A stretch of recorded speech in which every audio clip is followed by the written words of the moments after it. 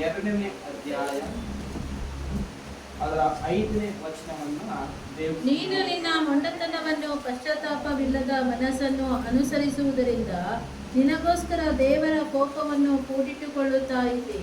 ದೇವರ ಕೋಪವು ನ್ಯಾಯವಾದ ತೀರ್ಪು ಪ್ರಕಟವಾಗುವ ದಿವಸ ಬರುತ್ತದಷ್ಟೇ. ಪ್ರೀತಿಯುಳ್ಳ ತಂದೆಯಾದ ದೇವರೇ, ಈ ಬೆಳೆ ಸಮಯಕ್ಕಾಗಿ ಸ್ತೋತ್ರ. ದೇವರೇ, ಬೆಳಗ್ಗೆ ವಾಕ್ಯಕ್ಕಾಗಿ ಏನು ಮಾತನಾಡಬೇಕಾಗಿದ್ದೀರೋ ದೇವರಲ್ಲಿ ಮಾತನಾಡ ಒಂದೊಂದು ಮಾತು ಪ್ರತಿಯೊಂದು ಬೇರೂರಿ ಫಲ ಕಲಿಸುವ ದೇವರೇ, ನಮ್ಮ ಶರೀರ ಮಾತು ಯಾವುದು ಹೊರಟು ಬರುತ್ತೆ ನೀವು ಮಾತನಾಡಿ ಇದರಲ್ಲಿ ಎಷ್ಟು ವಿಷಯಗಳಿದೆ ಎಂಬುದಾಗಿ ಒಂದೊಂದೇ ನಾನು ಹೇಳ್ತಾ ಹೋಗ್ತೀನಿ. ಮೊದಲನೇದಾಗಿ ಏನಂದ್ರೆ,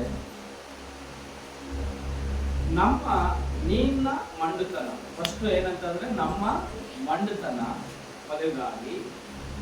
ಎರಡನೇದಾಗಿ ಪಶ್ಚಾತ್ತಾಪವಿಲ್ಲದ ಮನಸ್ಸು. ಏನಂತೆ? ಪಶ್ಚಾತ್ತಾಪ ಇಲ್ಲದ.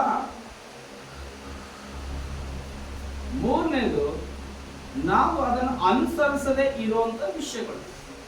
ಏನಂತ? ಮೂರನೇದು ಅದನ್ನು ಅನುಸರಿಸದೆ ಇರುವಂತ. ನಾಲ್ಕನೇದು ಇದರಿಂದ ದೇವರ ಕೋಪವನ್ನ ಕೂಡಿಸಿಟ್ಟುಕೊಳ್ತಾ ಇರುವಂಥದ್ದು. ಎಷ್ಟು ವಿಷಯ ಆಯ್ತು? ಎಷ್ಟಾಯ್ತು? 4 ಆಯ್ತಾ? 4 ಆಯ್ತಾ? 5 ಆಯ್ತಾ?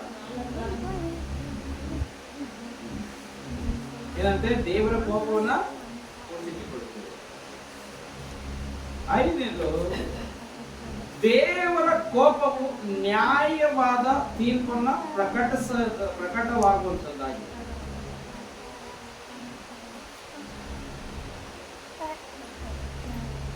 ಪ್ರಕಟವಾಗುವಂತ ದಿವಸಗಳು ಬರುತ್ತೆ ಅಂತ.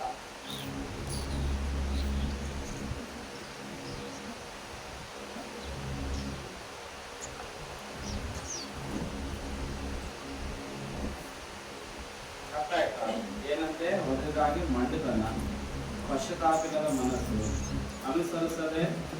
ಅನುಸರಿಸುವುದರಿಂದ ನಿನಗೋಸ್ಕರ ಏನಂತ ಅದನ್ನು ಅನುಸರಿಸದೇ ಇರುವಂತದ್ದು ಅಲ್ವಾ? ದೇವರ ಕೋಪನ ಹೆಚ್ಚಿಸುವುದಲ್ಲ. ಅದರಿಂದ ಏನಾದ್ರೆ ನ್ಯಾಯವಾದ ತೀರ್ಪು ಪ್ರಕಟವಾಗುವಂತ ದಿವಸಗಳು ಬರುತ್ತೆ. ಅರ್ಥ ಆಗ್ತಿದೆಯಾ? ಅರ್ಥ ಆಗ್ತಿಲ್ಲ? ಪ್ರಿಯ ದೇವರ ಮಕ್ಕಳೇ, ಈ ಬೆಳಗ್ಗೆ ಸಮಯದಲ್ಲಿ ದೇವರು ಬಹಳ ಸ್ಪಷ್ಟವಾಗಿ ನಮ್ಮ ಸಂಗಡ ಮಾತಾಡುವಂತ ವಿಷಯಗಳಾಗಿದೆ. ಏನಂತೆ? ನೀನು ನಿನ್ನ ಮಂಡುತನವನ್ನ ಏನ್ ಮಾಡಲಿಲ್ಲ. ಅರ್ಥ ಆಗ್ತಿದೆಯಾ? ಅರ್ಥ ಆಗ್ತಿಲ್ಲ? ನೋಡ್ರಿ, ದೇವರಾತ್ಮನು ಈ ವಿಷಯದಲ್ಲಿ ಪ್ರಾರ್ಥನೆ ಮಾಡುವಾಗ ದೇವರಾತ್ಮನ ತಿಳಿಸಂತ ಸಮಯ ಸಂದರ್ಭದಲ್ಲಿ ಇಲ್ಲಿ ನನ್ನನ್ನೇ ನಾವು ಪ್ರಶ್ನೆ ಮಾಡ್ಕೊಳ್ಳುವಂತ ವಿಷಯಗಳು ಬಂದಿದೆ. ನಾನು ನಿಮ್ಮನ್ನ ಯಾರು ಪ್ರಶ್ನೆ ಮಾಡಬೇಕು? ನಾ ಪ್ರಶ್ನೆ ಮಾಡ್ತಾನೆ. ನೀನು ನಿನ್ನ ಇನ್ನೂ ಮಂಡುತನವನ್ನ ಏನ್ ಮಾಡಲಿಲ್ಲ, ಬಿಡಲಿಲ್ಲ. ಈ ಹೃದಯನ ಕಠಿಣ ಮಾಡ್ಕೊಳ್ಳುವಂಥದ್ದು ಮಂಡುತನವನ್ನ ಇಲ್ಲ ಕಠಿಣನ. ಇವೆರಡಕ್ಕೆ ಏನ್ ಅರ್ಥ ಬರುತ್ತೆ? ಮಂಡುತನ ಅಂದ್ರೆ ಏನು? ಕಠಿಣ ಅಂದ್ರೆ ಏನು? ಮಂಡುತನ. ಕಠಿಣ ಅಂದ್ರೆ ಒಂದು ವಿಷಯದಲ್ಲಿ ನಾವು ಬೇಡ ಅಂತ ಒಂದು ದೃಢವಾದ ತೀರ್ಮಾನ ತಗೊಂಡಿವಲ್ಲ, ಅದು ಕಠಿಣ.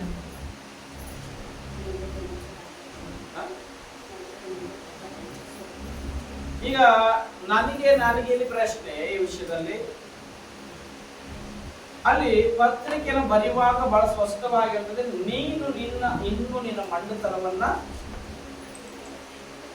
ಇವತ್ತು ಪ್ರಿಯ ದೇವರ ಮಕ್ಕಳೇ, ದೇವರು ಈ ವಾಕ್ಯದ ಮುಖಾಂತರವಾಗಿ ನನ್ನೊಟ್ಟಿಗೂ ನಿನ್ನೊಟ್ಟಿಗೂ ದೇವರು ಬಹಳ ಸ್ಪಷ್ಟವಾಗಿ ಮಾತನಾಡುತ್ತಿರುವಾಗ, ಈ ವಾಕ್ಯನ ಧ್ಯಾನಿಸ್ತಿರುವಾಗಲೇ ದೇವರಾತ್ಮ ಇದ್ರ ವಿಷಯವಾಗಿ ಮಾತನಾಡುತ್ತಿರುವಾಗಲೇ ಇಲ್ಲಿ ನನಗೆ ಆಲೋಚನೆ ಬಂತ. ಏನಂತಂದ್ರೆ, ಈಗ ನಮ್ಮ ಮಂಡುತನ ಬೇರೆ ಹೇಳಕ್ಕಿಂತ ಹೆಚ್ಚಾಗಿ ಅನೇಕ ವಿಷಯದಲ್ಲಿ ನಾನು ಆಲೋಚನೆ ಮಾಡಿಕೊಂಡೆ. ಏನಂತಂದ್ರೆ, ಈಗ ನಮ್ಮನ್ನು ಸತ್ಯ ದೇವರೇ ಬೇರೆಯವರಿಗೆ ಹೇಳೋದು ಬೇಡ, ಈಗ ನಮ್ಮಲ್ಲಿ ಎಷ್ಟೋ ಮಂಡುತನ ಅದರಲ್ಲಿ ಅಡಗಿಕೊಂಡಿದೆಯಲ್ಲ ಎಂಬುದಾಗಿ ಎಷ್ಟೋ ಸಾರಿ ವಿಷಯದಲ್ಲಿ ನಾವು ಆಲೋಚನೆ ಮಾಡುವಂತ ವಿಷಯಗಳು.